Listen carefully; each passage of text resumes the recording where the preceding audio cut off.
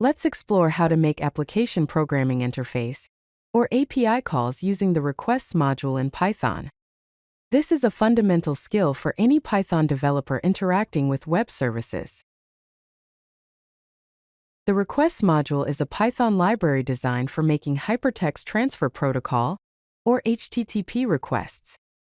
It provides a simple and elegant application programming interface, or API, to handle complex HTTP operations.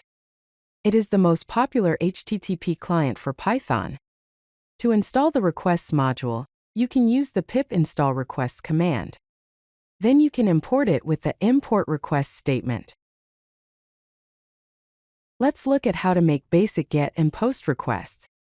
For a GET request, we import the requests library, then use requests.get, and pass the application programming interface, or API endpoint URL. Then, check the status code to see if the request was successful. If the status code is 200, it means it was successful. The response data is accessed using the response.json method. For the POST request, the code starts by importing the requests library. Next, it defines a payload dictionary containing data to be sent with the POST request, such as a username and email. The requests.post function is used to send the POST request to the specified uniform resource locator, or URL, with the JSON parameter set to the payload.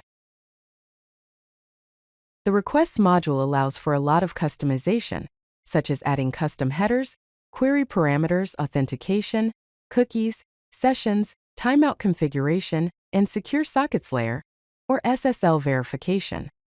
This code demonstrates how to customize a request with headers, query parameters, timeout, and secure sockets layer, or SSL verification.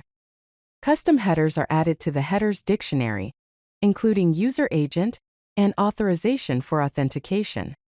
Query parameters are specified in the parms dictionary, setting the page and limit. The requests.get method is used to send a GET request to the specified uniform resource locator, or URL, including the defined headers, parms, a timeout of 5 seconds, and secure sockets layer, or SSL verification set to true. Let's look at a complete example of working with a representational state transfer, or REST application programming interface, or API. First, import the requests in JavaScript object notation, or JSON libraries. The application programming interface, or API endpoint uniform resource locator, or URL for a public JavaScript object notation or JSON API is defined. A new _post dictionary is created with the title, body, and user ID for the new post. The requests.post method is used to send a POST request to the specified uniform resource locator, or URL, with the JSON parameter set to the new _post dictionary. If the request is successful with a status code of 201, a message is printed, and the response data is printed as JavaScript object notation or JSON. Let's look at some best practices for making HTTP requests in Python. Always implement proper error handling with try and except blocks. Utilize response.raise_for_status to automatically raise exceptions for HTTP error codes.